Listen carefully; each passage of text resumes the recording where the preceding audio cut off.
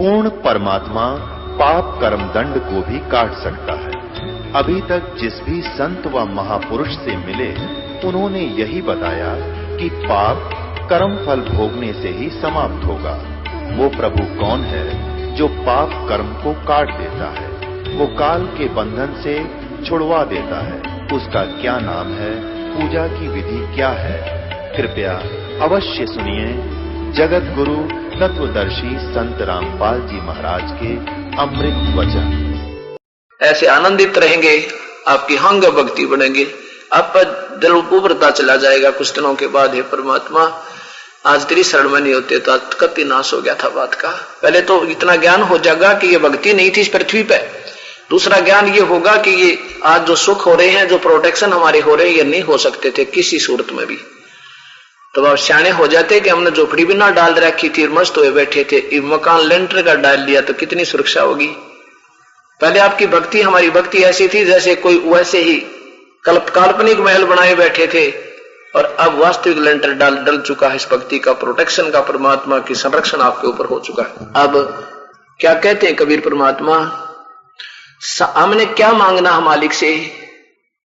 साईं इतना दीजिए जिसमें कुटुंब समावे, हम भी भूखे ना रहें, अतिथि न भूखा जावे।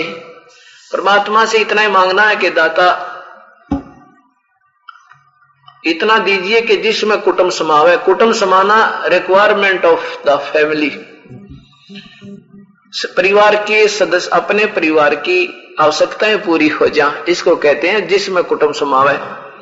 अब मान लीजिए आपने लड़की की शादी करनी है, अब क्या करें, ऐसा गंदा समय आया हुआ है और ना जाने कितना खर्च हो जाए, और चिंतित हो जाता है। लेकिन परमात्मा अपना पता भी नहीं लागन देगा जिस दिन वो टाइम नजदीक आवेगा। कहते हैं कल पे कारण कौन क्या हुए तो कर सेवा निकाम, और कहते हैं मन इच्छा फल देगा जब पड़े धनी का काम। अब धनी का काम कब पड़ेगा? जैसे आप गाड़ी में जा रहे हो और भगवान के चरणों में लगे हुए, हृदय से सच ऊपरले मन से लगा रहे तो उसकी प्रोटेक्शन नहीं होगा। और फिर एक्सीडेंट हो गया मान ले, आपको ये दिखा देगा परमात्मा कि मैं बचा क्यों कर मेरे मालिक, और सोना के मुंह से कला देगा कि तेरी जान बची तो बची क्यों इस भयंकर एक्सीडेंट में। तो कमाल की बात है। तो उस दिन आपका समझ, वो धनी का काम था, वहां धनी का काम आ गया कि जब पड़े धनी थे काम, वो मालिक की प्रोटेक्शन था, जीव के बस का नहीं था। वहां पर चाहे अरबपति हो, चाहे राष्ट्रपति हो, चाहे उसके गेल सेना हो, वो नहीं बच सकता, वो उसको कोई प्रोटेक्ट नहीं कर सकता। जैसे हिंदुस्तान का राष्ट्रपति यानी जैल सिंह जी जब पद से रिक्त हो गए थे, उनका एक्सीडेंट हो गया था और आखिरी सांस तक वो बेचारे दुखी होकर ही प्राण त्याग कर गए थे। जब तक पिछले पुण्य चलते हैं तब तक तो ये प्राणी, उसको भगवान ये काल देता है उनको ठाठम ठाठ। जब वो अक्षीण हो जाते हैं फिर पाप कर्मों का दौर होता, कोई प्रोटेक्शन नहीं। तो वहां धनी का काम था, धनी का सहयोग रहा नहीं। तो यहां परमात्मा कहते हैं कि कल पे कारण कौन है कि क्यों चिंता करता सारी, नो नहीं हुआ वो नहीं हुआ, आन दे जो खुश है, आन दे फिर मेरे लेवल का काम फिर दिखाऊंगा तेने कैसे प्रोटेक्शन करता हूं। तो कहते हैं कल पे कारण कौन है, कर सेवा निकाम। तू लगा रहे भगवान के चरणों में बिना किसी इच्छा के, आंख मीच कर लगा रहे, और मन इच्छा फल देगा जब पड़े धनी ते काम। धनी माने परमेश्वर ते जब काम पड़ेगा फिर मन इच्छा फल देगा। तो ऐसे ही इतना साईं दीजिए जामे कुटुंब समावे, हम भी भूखे ना रहे, अतिथि ना भूखा जावे। एक समय की बात है, ये कबीर परमात्मा जैसे ये दास उन्हीं की द्वारा दी गया ये सत्य ज्ञान का ढंडोरा पीट रहा है, जन जन को बता रहा है। अब तो सुविधा ये होगी कि सब बहन बेटी, भाई बुजुर्ग, ये नौजवान बेटे बेटी सब शिक्षित हो गए और शास्त्रों का ज्ञान सामने हो गया। नहीं तो ये आज के गुरु भी इस दास के इसे दुश्मन बना देता आपको कि मुझे बोलने भी नहीं देता कोई। लेकिन उस परमात्मा ने ऐसे समय पर यह कृपा बख्शी है कि ये ऐसी सतिथि में ढूंढा, सारा ज्ञान दे दिया, दास को खजाना दे दिया। अगले बेटा खार खर्च समझा अपनी प्यारी आत्माओं को। दास और परमात्मा कहता मैं तेरे साथ रहूंगा। अब उस समय कबीर परमात्मा भी यही बातें दास बता रहा, यही कहा करते थे कि शास्त्रों में ऐसा नहीं लिखा जैसा तुम्हारे को बताया जा रहा है। लेकिन उस समय हमारे पूर्वज शिक्षित नहीं थे। और उसका नाजायज फायदा ये नकली गुरुओं ने उठाया, और उसका भयंकर परिणाम अभी तक हमें भोगना पड़ रहा है कि वो गलत छुरी दे दी गई हमारे को, और उसकी दंत कथाएं बनकर, लोकवेद बनकर हमारे हृदय रंग दिए गए। तो कबीर परमात्मा यही बताया करते थे, जिससे हिंदू और मुसलमान दोनों उनके दुश्मन हो गए। कबीर साहब हिंदुओं को कहा करते थे कि क्या कहते थे, बोड़ी, क्या कहते थे रे, बोली सी दुनिया गुरु बिन कैसे सरिया, अपने लला के बाल उतरवावे देखे चीना लग जइया, और एक बकरी का बच्चा लेकर उसका गला कटैया रे बोड़ी सी दुनिया है। जरा गजब हुई हो। कैसे? जैसे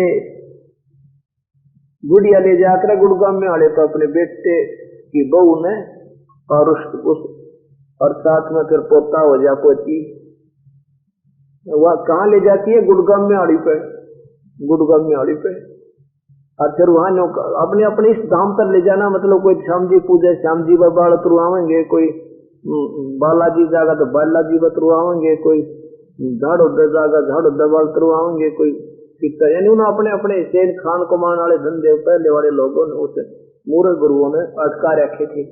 और परमात्मा समझाया करता, ना जानो अरे बोली थी दुनिया गुरु बिन कैसे सरिया, अपने लला के बाल उतरवावे दे कैसी ना लग दिया। गुड़िया जाएगी, वहां जाती है गुड़गामे वाली पे या बेरी वाली पे, और वो नाई बैठे पाओगे टूटी सी कैसी ले, उन्हें बेरा 4 बाल काटने मिनट में, और बाहर 2 रुपया में कटे तो उड़ा 20 रुपये लिया कर, 20 रुपये लेते हैं। तो बुढ़िया कहेगी ले भाई नाई के बाल उतार दे, और जो उठाओगा क्योंकि उसने फटाफट जल्दी होती है ना, कि ये लाइन लग रही है 20 के हजारों के काटने आज, और वह गिरे धीरे धीरे कदे मेरे बेटे के पोते का कैसी ना लग जा, कच्चा सरसा कच्चा कति नरम सर पोते का भाई क्या अच्छा, और के अपना बच्चा अपना पोता अपना बेटा इतना प्यारा लगा, कैसी लगने का भी डर, और फिर एक बकरी का बच्चा लेकर उसका गला कटाइया रे बोड़ी सी दुनिया। इसे जुल्म करके तुम अपने बच्चों की खैर चाहते हो, ऐसे पाप करके। अब परमात्मा यही कहा करते थे कि ये साधना तुम्हारी गलत है, तुम गलत साधना कर रहे हो। एक ऐसे ही थोड़ा सा है तो ये सत्य ही, परंतु थोड़ी सी दूसरी सी मिसाल है, पर ये दूंगा एग्जाम्पल थोड़ा सा। कहते हैं वहां गुड़गामे वाली माता के ऊपर ठेका उठता है, कई जगह हो गया ऐसे मंदिर जहां पर एक कॉन्ट्रैक्ट हो जाता है, एक ठेकेदार ठेका ले लेता है, भाई मान ले वहां 2 लाख में ठेका उठ गया। ठेका मतलब जो भी पूजा वहां चढ़ेगी, पैसे आटा गुड़ जो कुछ भी, वो कंट्रोल करेगा गवर्नमेंट या वो कमेटी जिसके अंतर्गत वो मंदिर आता है, वो 2 लाख रुपए ले लेगी उसके ठेकेदार पे, और उस पे 3 लाख का आ गया तो उसका घाटा रह गया। तो उसका एक बुढ़िया गई वहां पे, तो एक ने ठेका ले रखा था, उसमें 50,000 का घाटा हो गया, और बुढ़िया पहुंची आखिरी दिन जब वो हिसाब हिसूब कर चुके थे, वो बोला ताई आके करना आई तू, बोला भाई पोते की कांच लग रहे है, बोला ताई गलत आ गई या तब देवी था कांच काढ़ा चढ़ाती कोई ना, बोला 50,000 में हमारी काट रखी, या बोला चढ़ाने वाली कोई ना तो काढ़ने वाली है, गलत आएगी तो। और ये नो की नो बातें बेशक से ये गलत चीज लग रही होगी आपको, ये सत्य है, ये तो दूना इसी बूंदा बरान माटी करेंगे, पहले तो गलती भक्ति गलत साधना ठीक होनी, और फिर गधेर गधी बना कर छोड़ देंगे, मूर्ख लोग कुत्ते कुतिया बनेंगे, इससे बूंदी दुर्गति और जीव की फोक होना। और फिर क्या करेंगे, कितनी अब हमें ये बातें याद आती हैं, और हम भी पहले इसी में प्रसन्न रहते थे। हमारी दादी लाया करती पकड़ कर जब माता धोकन के चैत में जनाया करते थे, और घर से बाहर निकाल के वह चलो इतना कराया करती, लोग नून कर दे गुड़गांव में का नामू, और वो घेर के वो पूरे पड़े वहीं पर बारने आ गए, 3 बार करके कुत्ते जब बाल लेते हो घेरते घेरते, और 2-4 टीके ला देती आगे पाछे, चाल होगी माता धोक दी।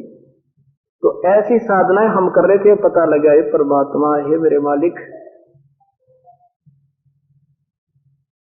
फिर क्या करते हैं, कहते काचा पाका भोजन बनाकर माता धोकने गईया, तो माता का दिखाई बनाकर नको कैसा ही बन जाता था, कोई कच्चा रहता पूरा, कोई पक्का बेरा था, कुत्ता न खाना वहां जाके काचा पक्का भोजन बना के माता धोकने गईया, और उस माता ऊपर कुत्ता मुत्ता वो क्यों ना मर गईया। अरे बड़ी सी दुनिया, 4 ईंट ला रखी होती है, नुका माता है या माता, हमने भी डर लग गया करता घर के, नुका दूर को चाहिए भाई, उसको पूरा माता माता बना रखी है। यही बेरा पटा रहता जब वो सूर तो उसका माल बैठ रहा, हमने डर लग गए, और कुत्ते बैठे उसके ऊपर। अब क्योंकि अज्ञानता का डर होता है, ज्ञान होने से फिर डर नहीं रहता, बल्कि निर्भयता आ जाती है। आगे क्या बताते हैं कि जीवित बाप गेला तो झगड़ा रखे। पिताजी जब जीवित होते हैं, जब तो उसने रोटी भी समय पर नहीं दे पाते, छोटी छोटी बातों पर लड़े जाएंगे, मेरे तीन के गना दिया था तो उसकी मेयर करे है मनवा ने, रोटियां तो भी बुढ़ा तरसता रहे, और मरने के उपरांत उसके फूला न ठाए बोझ मरते जाने का गंगा में गिर कांगे। ये बताओ पिताजी प्यार क्यों डरते गिरवाओ वे, वो बेकार रखा है, उनके भय से डाल करते पिताजी की पूजा। फिर तो क्या कहते हैं कि जीवित बाप के लठम लठा मुँह गंग पुतैया, और फिर आवे आसुज का महीना, फिर कौआ बाप बनैया। अरे बड़ी सी दुनिया, आसुज में फिर ये आते हैं श्राद्ध, फिर क्या कहेंगे, वो मेरे जैसा जाएगा गुरुजी, भाई भोजन बनाऊंगा, क्यों अपना अच्छा छौंक डाला, अच्छा घी ठोका उसमें, बढ़िया गच खीर बनाओ, अच्छा हलवा, अन्यों के लिए थोड़ा सा ऊपर रख दो, ऊपर रख दिया, अगले तेरा पिताजी आ गया, कौआ बन गया, ये लग गया ना भोग तेरे पिताजी का, इन्होंने फिर कौआ बाबू बना दिया, हमारा बाप बना दिया, इन्होंने ये तेरा पिताजी है। अब ये बातें आज तो अच्छी लग रही हैं, शुरू शुरू में सुना आदमी ने क्या बताए तो सारी उल्टी बात कहे थे, दत्तरता पूज जाए करें। तो अब ये धीरे धीरे हमें ज्ञान होता चला जाएगा जब ये बात निमड़ेगी। फिर क्या हुआ, मुसलमानों को परमात्मा कहा करते थे, नादानो सारा दिन तो रोजे रखे, 300 रोजे खून कर तो कैसे हो दीदारा। कहते हैं कि दिन में तो रोजे रखे, और सांझ पड़ी सब मुर्गी मारी, उस दरगाह में थारी होगी खुवारी। दिन में तो रोजा रखा, व्रत रखा, और शाम ने बकरा काट कर खा लिया, मुर्गी मार कर उसकी सब्जी बना ली, तेरा भला हो यो के व्रत होया भाई। परमात्मा कहा करते कि उन महापुरुषों ने हजरत मोहम्मद जैसी पुण्य आत्मा, उनके 1,80,000 जो सीधे उनके संपर्क में उनके अनुयायी हुए थे, उन्होंने बीड़ी शराब मांस तंबाकू छुआ भी नहीं था, और ब्याज भी नहीं लेते थे वो किसी से। ब्याज भी एक तुम्हें खून पीने जैसा काम होता है।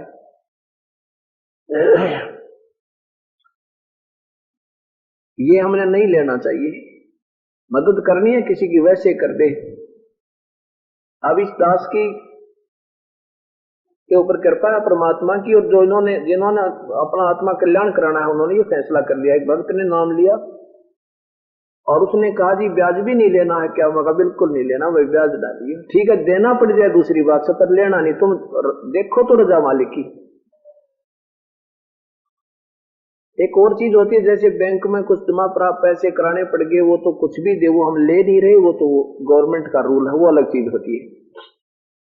इस उद्देश्य से गरीब पर, जैसे किसी की लड़की की शादी हो या कोई विशेष काम अड़ गया और उसको 5 रुपये सैकड़ा हो, तो मजबूरी में लेगा बेचारा, तो उसका खून पी रहे हैं, रात में नींद नहीं आ उसको, और उसको फरीसा होकर दे दो, आपके पैसे भी वापस आएंगे और कई महीना तक आपका एहसान करेगा, क्योंकि आप निष्पक्ष भाव से परमात्मा को आश्रित रख के ये कर रहे हो, दुख नहीं आओ। तो एक सेवक ने नाम लिया, नाम लेने से पहले उसने जिक्र चला तो उसने कहा जी मैं तो बिजनेस ही मेरा यही है, मैं तो ब्याज से ही धंधा करके अपना काम चला रहा हूँ, लोगों को ब्याज देता हूँ, 5 रुपये सैकड़ा, 2 रुपये सैकड़ा।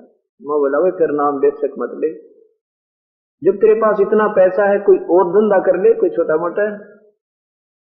तो उसने फैसला कर लिया कि जी आज के बाद मैं बिल्कुल ब्याज नहीं लूंगा, और मतलब जिनके पास पैसे जा रहे हैं उन पे भी आज नहीं लूंगा ब्याज। आज के बाद जिनके पास मेरे पैसे हैं उनको कहूंगा मैं कोई ब्याज नहीं लूंगा, मेरे पैसे दे दियो, जब तुम्हारा काम सर ले जब दे दियो।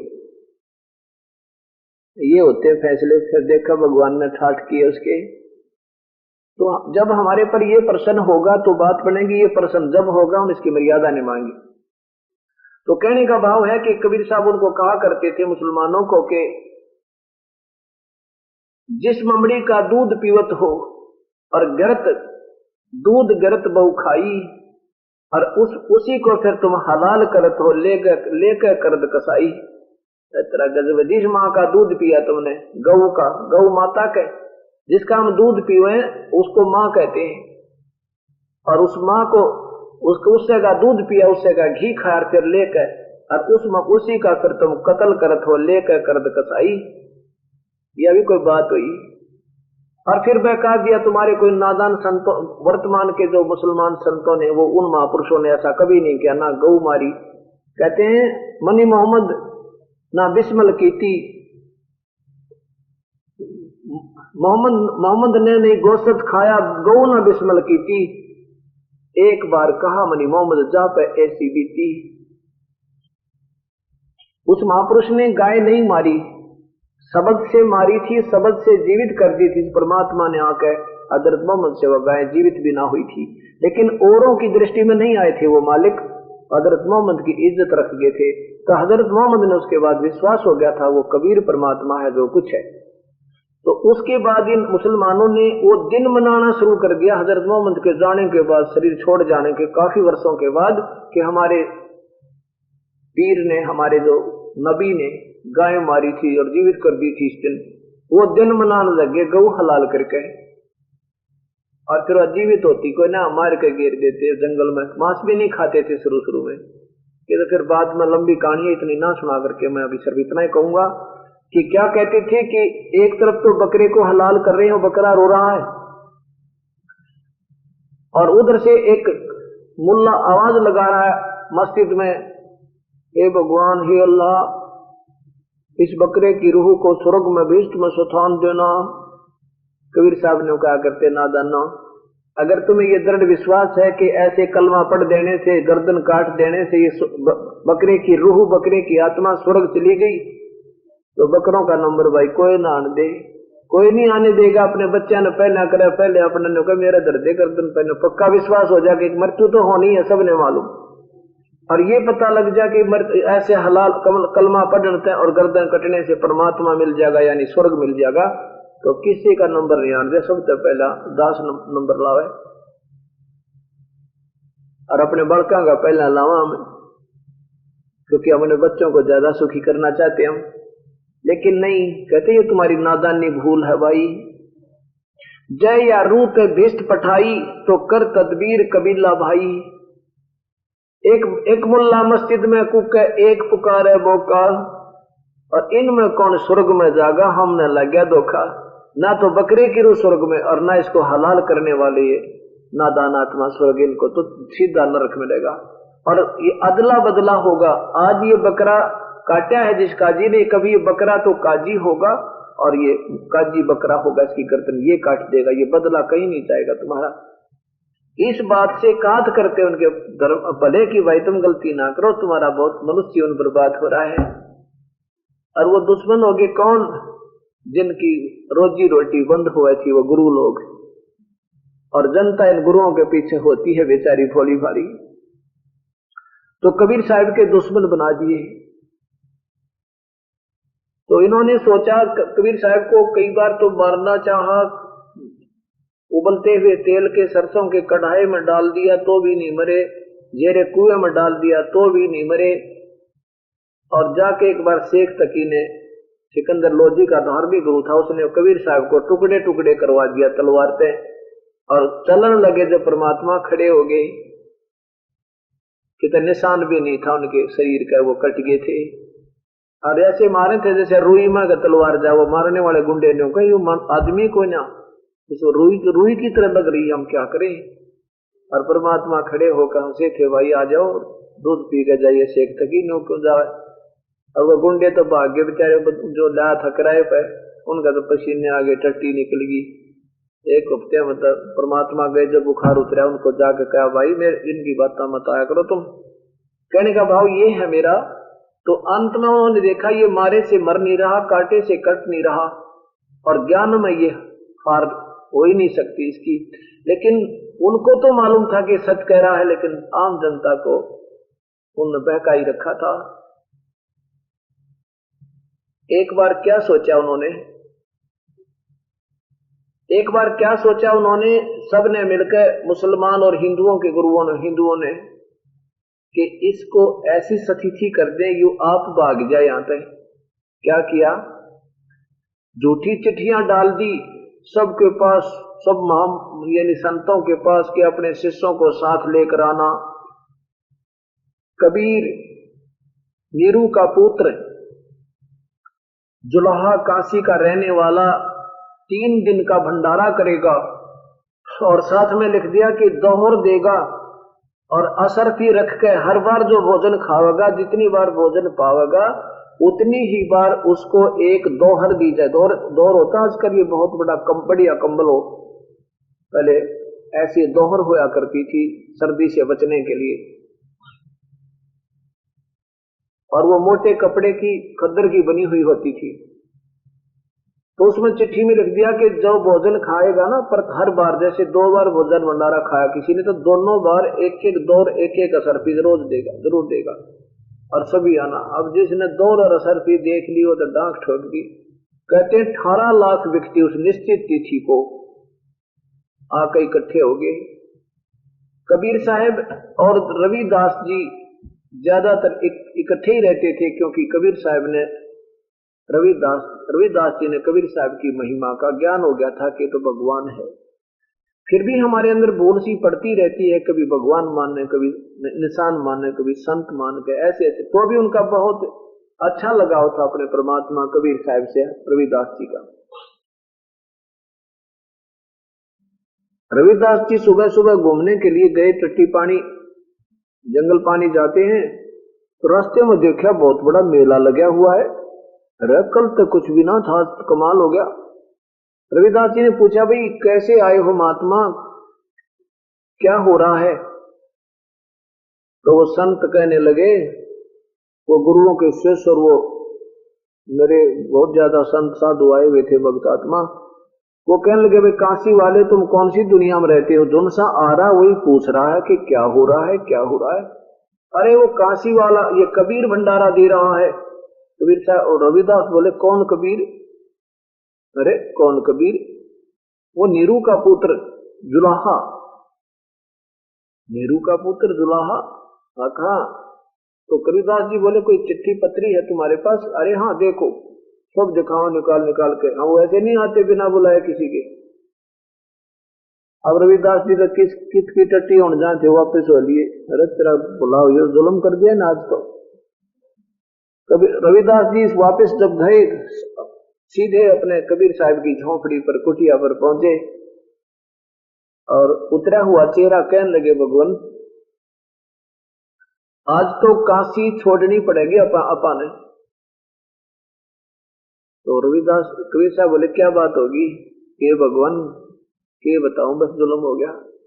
वहां तो दुनिया खड़ी है, इतने साधु संत आए हैं और आम व्यक्ति भी आए हैं, कहते हैं, और सबके पास चिट्ठी है। किसी ने झूठ बदमाशी कर दी अपने साथ, आपका नाम लिखा है, आपके पिता का नाम लिखा है, पूरा विवरण दिया है कि 3 दिन का भंडारा होगा, और असरफी और दोहर हर भोजन के उपरांत दीक्षिणा दी जाएगी। और दुनिया बिरना कितनी आ रही है परमात्मा। और तो कबीर साहब बोले, भाई रविदास जी आजा, बैठ जा, दरवाजा बंद कर ले अंदर पे, और आज दिन का टाइम पास कर ले। आज रात अपने बच्चे लेकर निकल जाऊंगा मैं, आज तू बाहर ना निकलिए, बैठ जाए। आप अंदर से कुंडा ला लिया और बैठ गए। कबीर साहब बोले, रविदास जी भगवान बदले, आप सुनेंगे, हम तो उसी का आश्रित है। यानी हमें ये दृढ़ विश्वास दिलाना चाहते तो मेरे ऊपर इतना विश्वास कर लेना, फिर सच्ची लो लगाए रखना मेरे ऊपर, लेकिन रहना मेरी मर्यादा में। अब एक रूप तो बैठे हैं कबीर साहब रविदास जी के पास, और अपना वो परमात्मा सूक्ष्म रूप बनाकर, यानी दूसरे रूप में सतलोक पहुंचे। सतलोक पहुंचे वो परमात्मा, और पहले टेलीफोन कर दिया था कि 9 लाख बैलों के ऊपर बना बनाया भोजन भेज दो, तैयार कर दो, मैं आ रहा हूं लेने के लिए सतलोक पे। अब सतलोक की आत्माएं बैल बनाई मालिक ने, और वहां 9 जाने कितनी बैलों के ऊपर लाइन लग रही थी सतलोक में, और उनके ऊपर अमृत आहार बनी बनाई जलेबी लड्डू वहां पर बहुत मीठे बहुत सुंदर। सतलोक की जो बनी हुई ये तेज पुंज की मिठाई, तेज पुंज के फल, तेज पुंज के अमृत भर के बैलों में कई लाखों की संख्या में चार खड़ियों शंख। कबीर साहब बोले 9 लाख भेज दो मेरे साथ। 9 लाख बैलों के ऊपर बना बनाया आहार, दौर, असरफी, मोहर, यानी वो सब भर के लड्डू जलेबी कचौड़ी जो जो मांगे वो पहले उसके अंदर सुंदर आहार।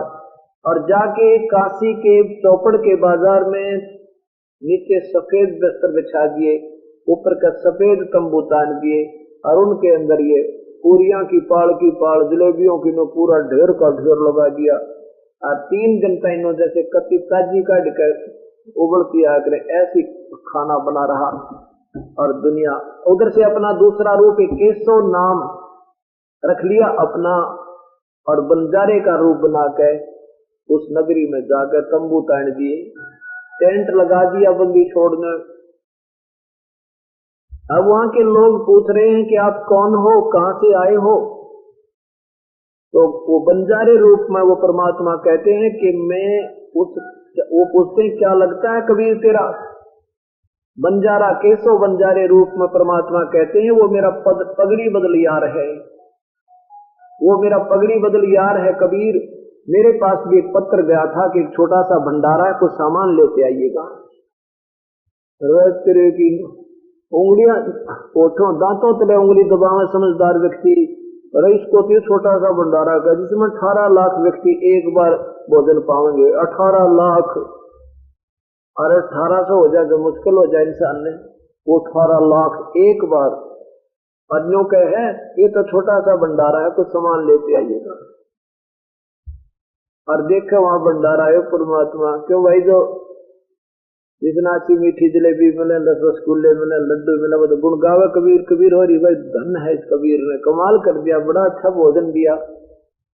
उधर से क्या किया शेख तकी एक धार्मिक गुरु था सिकंदर लोधी राजा का, जो दिल्ली के बादशाह थे।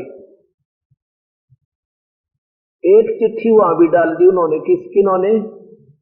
उन बदमाशी करने वालों ने जो बेइज्जती करना चाहते उस परमेश्वर की।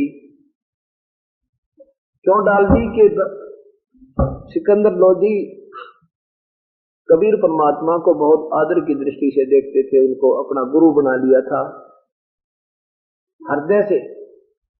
ऊपरले मन तो वो धार्मिक गुरु बेशक बना रहा, लेकिन हृदय से वो अपना गुरु बना चुके थे आत्मा से, क्योंकि उनका जलन का रोग ठीक कर दिया था कबीर साहब ने।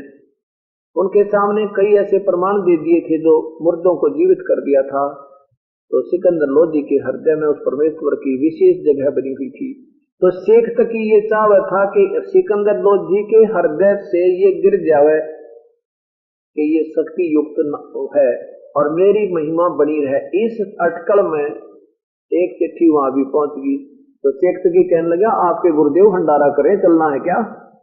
सिकंदर लोधी बोला जी जरूर चलेंगे वहां। तो शेर जी तो अब ये पत्र आया हमारे मालिक का, तो हम नहीं जाएंगे, तुम्हारा जैसा नीत नहीं। उसी समय हाथी पर बैठे और दिल्ली से बनारस की तरफ प्रस्थान कर दिया।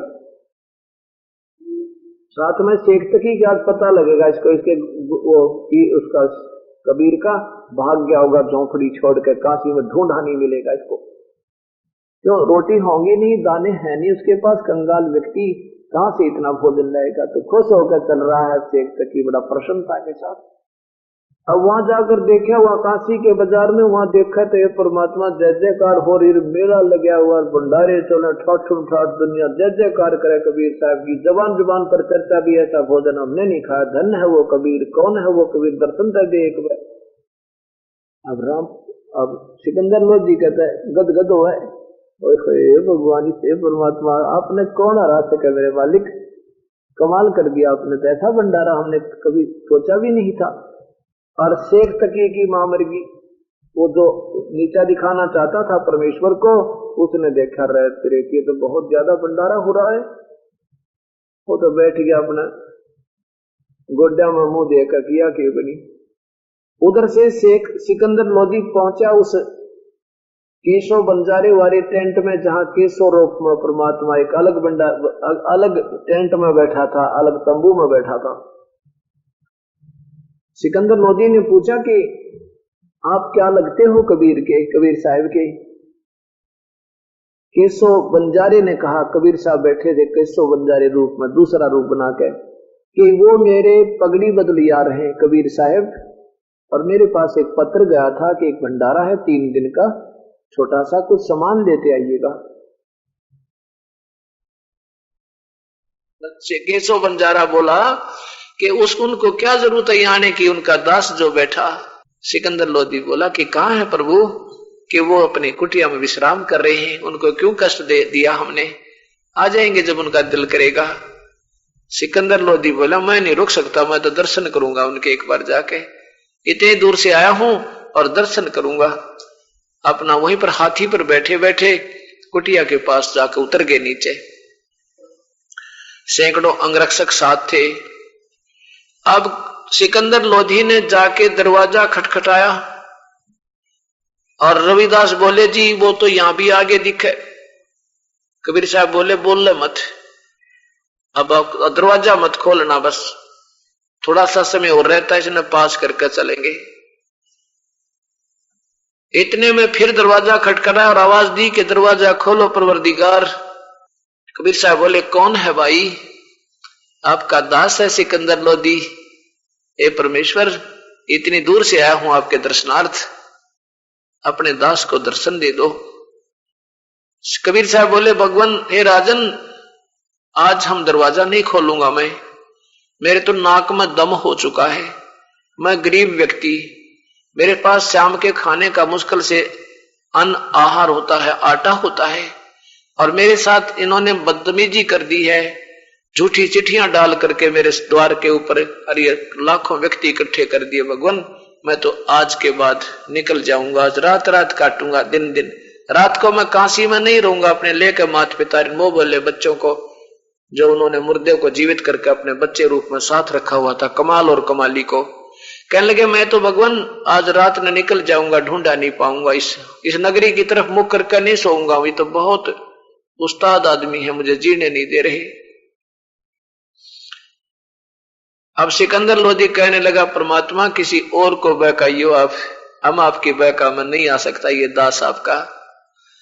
ये परमात्मा हम जान चुके हैं आपको, मैं ये दास आपका समझ चुका है आपको, आप क्या चीज हो। तब एक नो बोला एक बार दर्शन दे दो, केवल दर्शन करना चाहता हूं।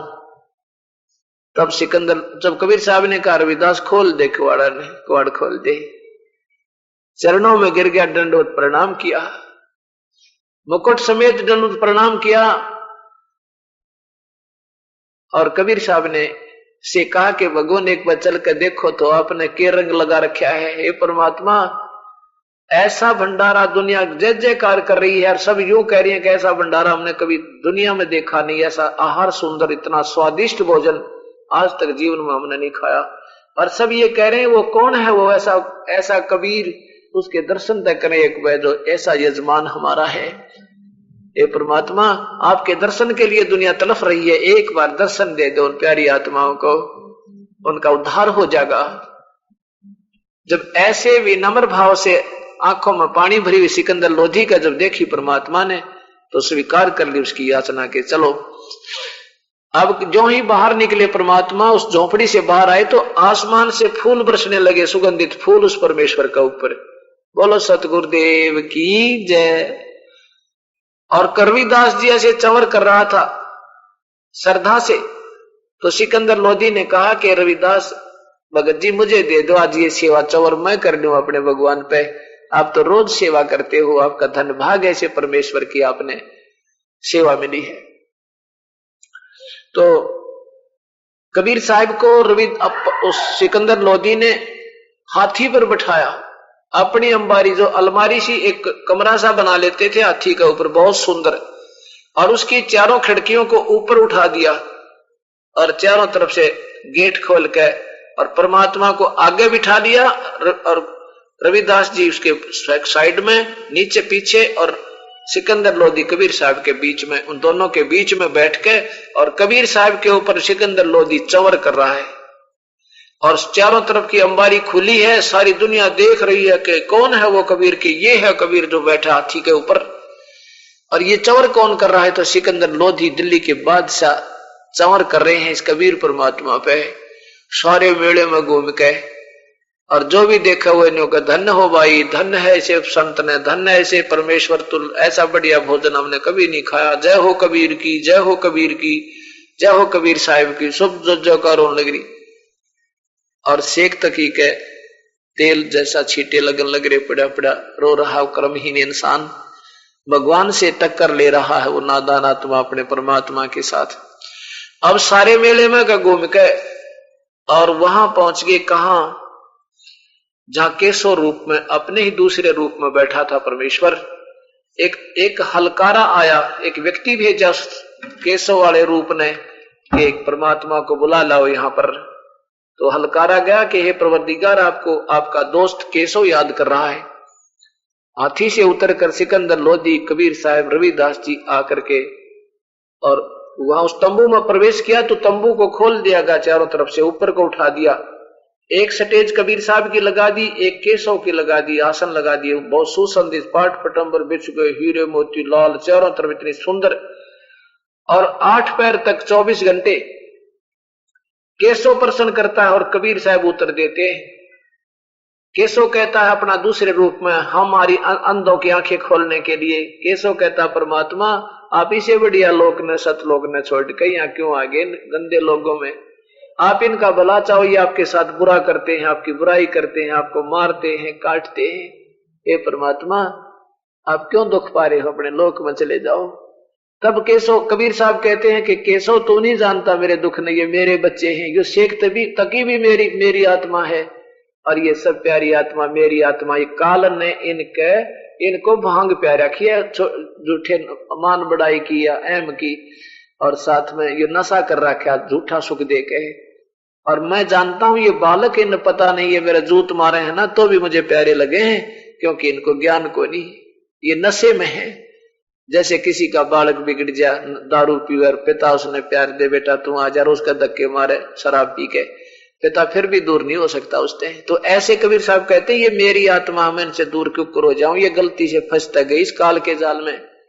तो क्या बताते हैं कि गोता मारू स्वर्ग में, जा बैठू पाताले, गरीब दास ढूंढत फिरूं अपने हीरे माणिक लाले। गोता मारू स्वर्ग में, ढूंढता फिरूं कदे स्वर्ग में, कभी पाताल में जाता हूं, उनको नरक से निकलवा के ले आऊं, कभी पृथ्वी पर आता हूं, अपने हीरे मोती लाल, ये लाल है परमात्मा के, जब उसकी शरण में आ गए कहते इन्हें ढूंढता हंडू, काल के जालते निकाल के इनको सुख दो, मांजू दो, इनको प्यार देता हूं, और इनको, क्योंकि मुझे इन पर दया आती है। ऐसे 8 पैर तक ये चर्चा चलती रही, और जिनकी बुद्धि ठिकाने थी उनने नाम ले लिए, उनका बेड़ा पार हुआ।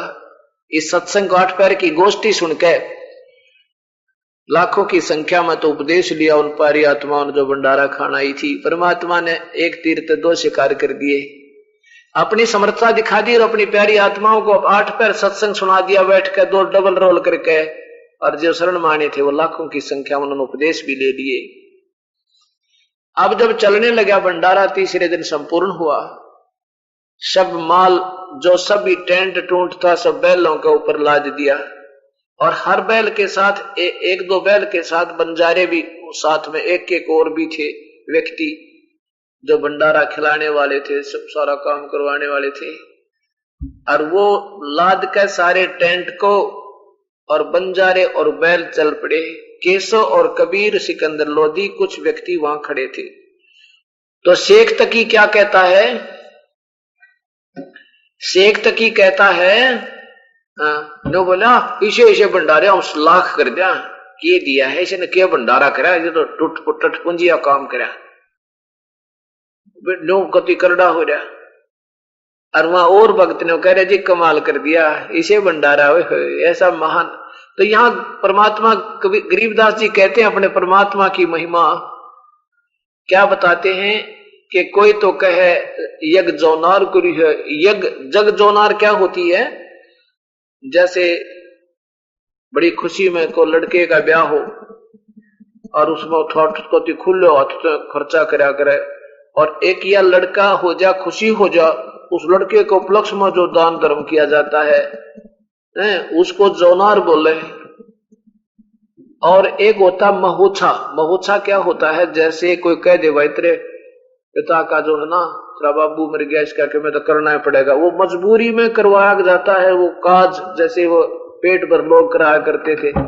तो उसने वो बेचारा ने काम चलाऊ सा कराया कराएगा, कोई चल डिगाना है ना मानता तो यो कार्य करवाने वाला गुरुजी, तो उसको तो ऐसे करते हैं काम चलाऊ सा, तो उसको महोछा कहते हैं, महोछा। अब गरीबदास जी कहते कोई कहे जग जोनार करी है, कोई कहे महोछा, बड़े बड़ाई करया करें भाई गाली काटे ओछा। क्या कहते हैं कि नीच आत्मा तो कह रही थी कि करा इसमें, इसे हम सो करते हैं, महोछा सा किया है। और जो महान आत्मा है जो स्वयं महान होती है वो दूसरे की बड़ाई किया करते हैं, बड़े बड़ाई करते हैं भाई। कोई कहे जग जोनार कुरी हो ठाठुम ठाठ कर दिए, और कोई कहे महोछा, बड़े बड़ाई करा करें ये गाड़ी काट दे ओछा। तो उधर से क्या होता है कि कबीर साहब, इतने में कबीर और केशव वहां खड़े हैं, कबीर साहब और केशव रूप दूसरा उनका वहां खड़े हैं, सिकंदर लोधी खड़ा है, सैनिक खड़े हैं, हजारों आदमी दर्शक खड़े। इतने में क्या हुआ कि गंगा के पार जाना था, वो गंगा के अंदर से निकलना था, उन किन्होंने, उन बंजारों ने और बैलों ने, और गंगा चला फुल स्विम पे, कति ऊपर का लहर जुमानु फुल पटड़ी भरी थी।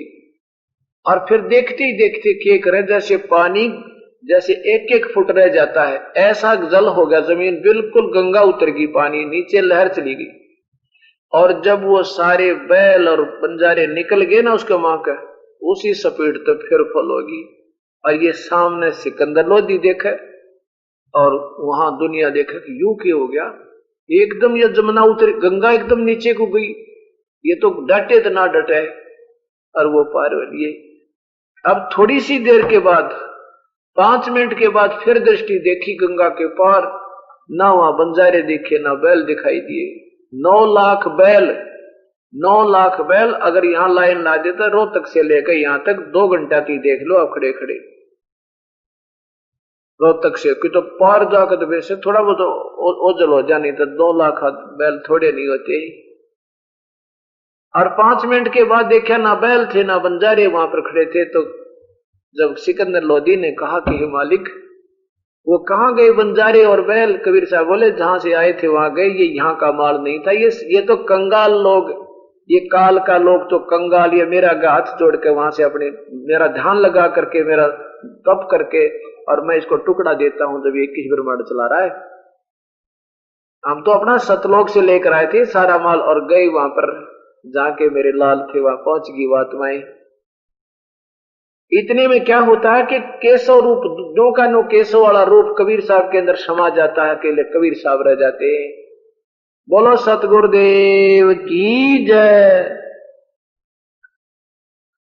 अब यहां परमात्मा क्या कहते हैं कि इतना विश्वास रखो भाई, जैसे अपना उदाहरण दिया कि मेरे 18 लाख अतिथि आगे थे, वो अतिथि ना भूखा जावे, कहते अगर कभी ऐसी अतिथि भी आ गई तो तेरे सामने खड़ा पाऊंगा मैं, ऐसे ही सोचल सिद्धर करके। तो चिंता मत करना, इस परमेश्वर के ऊपर विश्वास रखना और फिर देखना आपके चारों तरफ से विश्वास दृढ़ कर देगा परमात्मा, पग पग पर आपकी रक्षा करेगा। लेकिन करेगा किसकी? जब आप पतिव्रता पद पर आ जाओगे। पतिव्रता पद का क्या तात्पर्य होता है कि अपने एक मालिक के सिवा दूसरे ने सपने में नहीं सोचा है। चाहे कोई आपके सामने कोई नो कह दे ना झाड़ा लुआ ले तेरा बेटा ठीक हो जाएगा, वह कति नहीं लुआ हमारा मरो चाहे जीवे, और फिर देखिए इस परमात्मा के ठाठ, इन झाड़ियां तो कोई लाभ होया करे। तो उस जो पतिव्रता पद पर हम आ जाएंगे, परमात्मा आपके बिना हमारा कोई नहीं, मरेंगे तो तेरे चरणों में और जीवेंगे दाता तेरी याद में। तो उनके लिए फिर देखना कितना सुख देता है कि जो जो पतिव्रता जोमी पर जो धर है पाव, समर्थ झाड़ू देते है ना कांटा लग जावे। वो पतिव्रता यानी वो ऐसा हंस उस परमेश्वर पर आश्रित, और जब चलता अपने जीवन के सफर पे कि कोई कर्म रूपी कांटा ना लग जा मेरे बच्चे के, कहते वो समर्थ आज्ञा उन कांटा ने कर्म रूपी कांटों को झाड़ू से तेरे आगे आगे ऐसे करता चलता है। पतिव्रता जमीन पर जो धर है पाओ, और समर्थ झाड़ू देत है ना कांटा लग जावे। इतनी ख्यास रखेगा, इतनी आपकी प्रोटेक्शन करेगा परमात्मा, जब इसके ऊपर आपका दृढ़ विश्वास हो जाएगा। बोलो सतगुरुदेव की जय। विनती करूं धरूं चरण पर शीश, गुरु राम देवानंद जी महाराज ने दिया नाम बख्शीश। कोटि कोटि सिजदा करूं कोटि कोटि प्रणाम, चरण कमल में राखियो मैं बांधी जाम गुलाम। कोटा तेरे दरबार का मोतिया मेरा नाम, गले प्रेम की जेवड़ी जाखें चोता जाऊं। तो करो तो बावड़ो दूर दूर करो तो जाऊं, जो राखो तो ही रहूं, जो देव सो खाऊं। अवगुण किए तो बहुत किए करत न मानी और, बावे बंदा बख्श दियो बावे गर्दन तो। अवगुण मेरे बाप जी बख्शो गरीब नवाज, जो मैं पूत कपूत हूँ वहर पिता को लाज। मैं अपराधी जन्म का नक्शक बरे विकार, तुम दाता दुख भंजना मेरी करो सवार।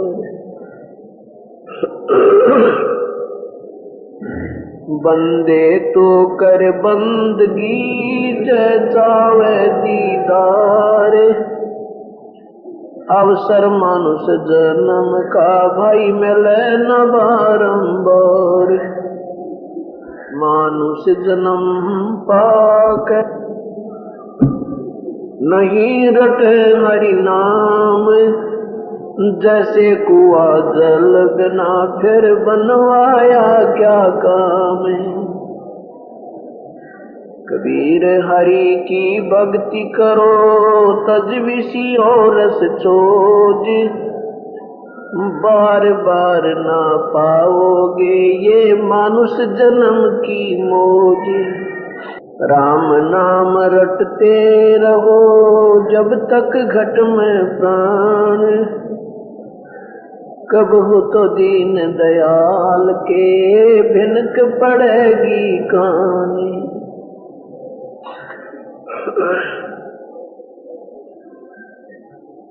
परमपिता परमात्मा बंदी छोड़ भगवान कबीर साहब सारी सृष्टि के रचनहार कुल मालिक की असीम कृपा से ये बंदी छोड़ गरीबदास जी महाराज जी का बोध दिवस के ऊपर ये 3 दिन का शुभ पर्व शुभ समागम उनकी रजा से संपन्न हुआ शांति पूर्वक, और कितनी भक्त आत्माओं ने आके इसका लाभ उठाया। इस कलयुग के अंदर प्रथम तो ये प्राणी परमात्मा को चाहता नहीं, क्योंकि इसको भौतिक सुख जैसे घर में टीवी हो गया, फ्रिज हो गए, कूलर लगा लिए, पंखे चले, कोठियां बना ली और बढ़िया वस्त्र हो गए, कार होगी, मोटरसाइकिलें होगी। तो अब इस नादान प्राणी ने ये सोच लिया कि तू अब बिल्कुल सुखी है। सत्संग की कमी से, सत्संग के अभाव से इस प्राणी को, इस जीव आत्मा को यह ज्ञान नहीं होता कि वास्तविक कार्य मानव जीवन का क्या था। और जब ये सत्संग में आता है तो इसे ज्ञान होता है कि आप तो अपने जीवन को व्यर्थ कर रहे हो। जैसे पहले हम छोटे छोटे से थे, जब सुना करते थे, बूढ़े आपस में बैठ कर बतलाते थे, कुशल मंगल पूछने के उपरांत क्या बताते थे, भाई मौज होगी मेरी, तब जीवन सफल हो गया मेरा, 2 लड़के हैं, 4 लड़की हैं, भाई अच्छे सबके संतान दे दी भगवान ने, लड़के लड़कियां, पोते पोती हो गए, देवते देवती होगी। और फिर ओके की घूंट मार के कहा भाई मौज, बस मेरा तो जीवन सफल हो गया, भगवान बेशक खा दे। अब संत दृष्टि से देखें, ज्ञान की दृष्टि से देखें तो ये सफल नहीं हुआ, ये तो असफल हो गया तेरा, ये तो व्यर्थ हो गया। सफल कहाँ हुआ? सफल जब होता तुम प्रभु के चरणों में आते, डट कर भक्ति करते, 2 पैसे पुण्य पर लगाते। अब वो लगाए नहीं, शुभ कर्म किए नहीं, भगवान भजा नहीं, तो पिछले जन्म जन्म की जो आपकी शुभ संस्कार थे या जैसे भी थे, उनको यहाँ पर भोग लिया। अच्छे पुण्य थे तो अच्छी संतान होगी, पोता पोती होगी, कार कोठी होगी, ये तेरी पिछली ही मलाई थी, पिछले ही संस्कार थे तेरे जन्म जन्म के। अब जैसे कोई ये सोचे भी मैंने मेहनत की, जिसके कारण मेरा कोठी होगी, कार होगी, अच्छी मेरी कई दुकान बन गई, अगर मेहनत ना करता तो कहां से होता। ये भी मेहनत तो परमात्मा आप पर करवा ले है, जीव के बस का नहीं, उसने जो करवाना है। और वो करवाने हमारे संस्कारों ने वो पहले फीड कर रखे, हमारे अंदर जमा कर रखे, उसके आधार पर ये प्राणी आप पर भ्रमता भटकता फिरता रहता है, जीव के बस का कतई नहीं। ये केवल आपको हमें अपने पिछले जन्म के संस्कार मिले हैं, और जो हमारे पुण्य थे उनके आधार पर हम सुखी नजर आए। जब पाप आए, पापों का दौर चला तो हमारे ऊपर फिर कहर टूट गया, उन्हें दुखों का कोई समाधान नहीं हुआ। अब जैसे हमारा स्वाभाविक इच्छा है हर एक इंसान की कि मेरे पास भी कार हो, मोटरसाइकिल हो, बढ़िया कोठी हो, कौन नहीं चाहता, कौन नहीं चाहता, सभी चाहते हैं। और मेहनत की बात रही, मेहनत मजदूर सुबह से लेकर शाम तक टोकरी ढोए, कस्सी का काम करे, जमींदार सुबह से लेकर शाम तक, रात का बेराना, दिन का पता नहीं, और इतनी मेहनत करे और उसके पास बनवाने कोई झोंपड़ी भी ना डले, कोई मकान भी नहीं बन सकता, बेचारे पर सारा जीवन बीत जाए, क्योंकि उसके भाग में पिछले पुण्य नहीं है, और जिसके कारण वो मेहनत भी कर रहा फिर भी व्यर्थ हो रही है। और एक दुकानदार है, मनमाने श्याम ने 2000 की इनकम करके ले जाता है, एक अधिकारी है हर महीने वो 10,000 रुपये लेता है और फली फोड़ता नहीं, थोड़ा सा अपना बैठा रहता है, कोई मेहनत हुआ काला काम भी को नहीं। और ऐसे फैक्ट्री का मालिक है, मनमाने 2 लाख रुपए रोजाना की कमाई है उसकी, अर्थात तो बैठा रहता है। तो ये उसके पिछले कर्म संस्कारों ने उसका जहां भी जुगाड़ जोड़ना था वो जोड़ दिया, उसको वो देना है मालिक ने जो उसके भाग में है, उससे कम बत्ती प्राणी नहीं प्राप्त कर सकता। अब जैसे दूसरे समझिए कि हर इंसान की शादी होती है, हर बच्चे की पहली तमन्ना होती है कि परमात्मा लड़का हो जा, स्वाभाविक होता है ये, कुछ ऐसी हमारे अंदर एक भरी हुई है एक प्रेरणा। हम लड़की के बजाय लड़के को ज्यादा महत्व देते हैं, जबकि संत दृष्टि से ये भी गलत है। हमने लड़के और लड़की में कतई फर्क नहीं चाहिए। परमात्मा ने लड़की दे दी, बहुत अच्छी बात है, अपने पाले पोस से उन्हें कामयाब कर, लेकिन भक्ति पर जरूर लगा दे। अब लेकिन हमारी जो आस्था, आम व्यक्ति की धारणा ये होती है कि लड़का हो, और लड़का होता नहीं, लड़की हो जाती है पहली, फिर इच्छा होती है भगवान दूसरी तो लड़की जरूर हो, लड़का जरूर हो, मालिक अवश्य लड़का हो, और वो भी लड़की हो जाती है। फिर आस्था रहती है कि तीसरा तो लड़का हो, वे हो परमात्मा, और वो भी लड़की होगी। अब ये ना तो हमारा सोचा हुआ, ना हमारा चाहा हुआ, जो कर्म जो करना था परमात्मा ने संस्कार आपको दे दिया, तो अब ये क्या, इससे क्या निष्कर्ष निकालना हमने कि जो भी सफल मान रहे हैं अपने जीवन में कि मेरा बेटा बेटी होगी, कार कोठी होगी, पोते पोती होगी, तो मेरा जीवन सफल हो गया। अगर वो भक्ति नहीं करके गया तो जीवन खो दिया उसने, तो बर्बाद कर दिया अनमोल जीवन को, जिसकी कोई कीमत नहीं। एक श्वास की कीमत इतनी है इस मनुष्य जीवन की कि अगर इससे हम ये सत भक्ति करें तो एक श्वास की कीमत 3 लोग तक पासंग रख दे और 14 लोग चढ़ा दे एक पालड़े में। ये एक श्वास के सीमेंट का कीमत उस पालड़े में रखे हुए 14 लोगों से भी ज्यादा है। और ना बिरा कितने सांस खो दिए उसने पूरे जीवन के, तो वो तो कंगाल हो गया, फिर 84 में पशु बनेगा, नरक में डाला जाएगा। ना बेटा साथ चले, ना बेटी साथ चले, ना कोठी साथ चले, ना कार साथ चले। और वो जो साथ ले जाने वाली वस्तु थी उसका उसने ज्ञान नहीं हुआ बेचारे में, क्योंकि वो सत्संग का अभाव रहा। इसलिए सत्संग के अंदर आना बहुत जरूरी होता है। तो कहने का भाव ये कि पहले तो कोई भक्ति करके राजी ना, और करते हैं जिनकी आस्था विचारों की पिछले पुण्य कर्म है उनको रास्ता मिल नहीं रहा, और वो मेहनत भी करते हैं। कोई कह देता वैष्णो देवी पर जाओ, वैष्णो देवी पर जाते हैं बेचारे 20 किलोमीटर तक पैदल चढ़े। कोई कहता अमरनाथ पर जाओ तो अमरनाथ पर भी चले जाते हैं, चाहे मरे चाहे जीवो, इतने भयंकर रास्ते से गुजरते हुए। कोई कहता है कि गोवर्धन की चक्कर लगा कर आओ गिरिराज के, वहां भी बेचारे ये चक्कर लगाते रहते प्रभु की तलाश में। लेकिन ये नादान संतों ने हमें वहां बर्मा भटका दिया जहां पर जिस कुएं में पानी नहीं, और हम प्यासे हैं, प्यास के लिए तड़पते फिरते हैं।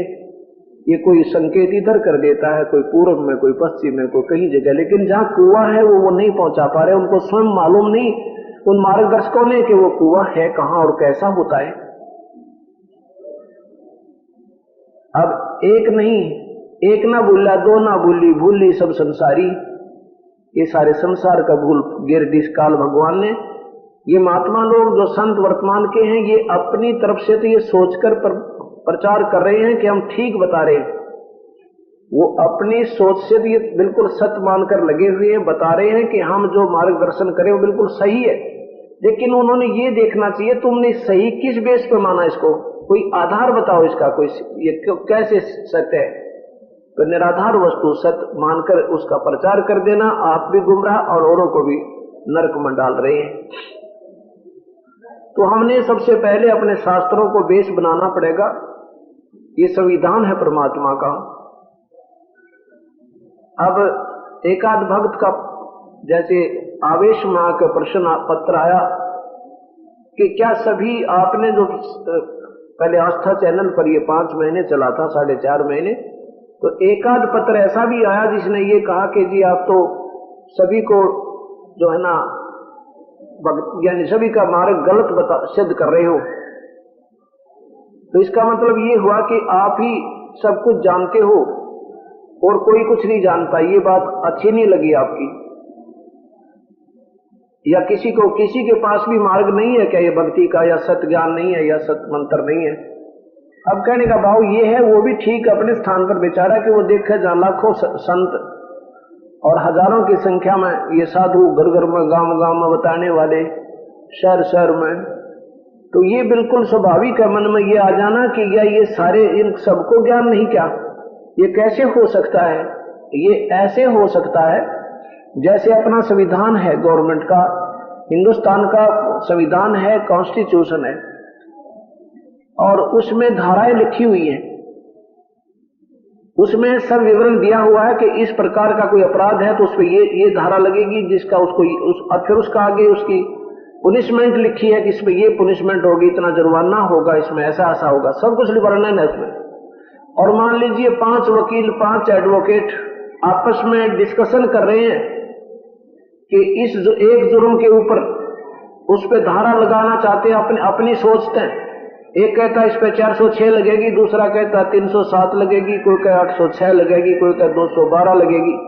अब 500 की डिस्कशन है, उनमें सब में न्यारी न्यारी जो है ना भिन्नता है अपने अपने विचारों की। तो अब इसका फैसला कौन करेगा? इसका फैसला कॉन्स्टिट्यूशन करेगा। वो हमारा संविधान कर देगा कि उसमें जो उस वैरायटी का, उस प्रकार का जो जुर्म है वो देखा जाएगा, फिर उसमें जो धारा होगी वही लगेगी। तो उनमें हो सके वो उनमें से या तो एक ठीक होगा, पांचों तो ठीक हो ही नहीं सकते क्योंकि उनकी धाराएं न्यारी न्यारी हैं, नंबर अलग हैं, बता रहे हैं। उनमें से पांचों में से एक ठीक होगा, वो पांचों ठीक नहीं हो सकते, सीधी सी बात है। और हो सके पांचों भी गलत हो जाएं अगर उसमें संविधान में पांचों की ही वो धारा नहीं मिलती है। तो अब हमारे अपने जो भक्ति मार्ग का संविधान क्या है, ये वेद है। भक्ति मार्ग का संविधान क्या है? पवित्र विचारों वेद, पवित्र गीता जी। ये तो ब्रह्म साधना तक के ये कॉन्स्टिट्यूशन है, परमात्मा का नियम और उसके पाने की विधि, उसके जो उसे होने वाली उपलब्धि और उसके मंत्र कैसे करने हैं वो सब लिखे। और उसमें ये भी आगे और भी लिखा है कि उस पूर्ण ब्रह्म परमात्मा के बारे में अगर तुमने भक्ति करनी है तो किसी संत न ढूंढ ले। उसके बारे में वो कौन संत है, कैसा संत चाहिए, वो भी गीता जी के 15वें अध्याय के प्रथम श्लोक में लिख दिया कि जो सारे ब्रह्मांडों की न्यारे न्यारे वर्णन बता दे, पूर्ण ब्रह्म कौन है, ब्रह्म कौन है और ये परब्रह्म कौन है और ब्रह्मा विष्णु महेश की क्या स्थिति है, ये जो बताने वाला मिल जाए तो वो तत्वदर्शी संत समझना, ये भी उसमें लिखा है।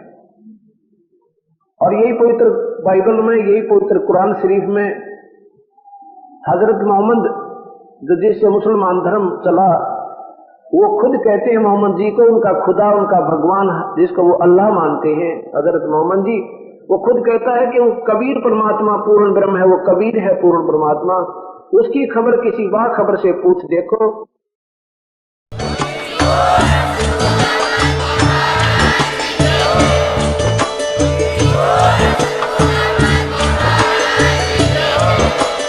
आप सुन रहे थे जगत गुरु तत्वदर्शी संत रामपाल जी महाराज जी के मंगल प्रवचन। अधिक जानकारी के लिए विजिट कीजिए हमारी वेबसाइट www.jagatgururampalji.org। संत रामपाल जी महाराज जी के शुभ आशीर्वाद से पूरे विश्व भर में 500 से भी ज्यादा नाम दीक्षा केंद्र हैं, जिन पर संत रामपाल जी महाराज जी द्वारा ऑनलाइन निःशुल्क नाम दीक्षा दी जा रही है। अपने नजदीकी नाम दीक्षा केंद्र का पता करने के लिए संपर्क करें 8222880541।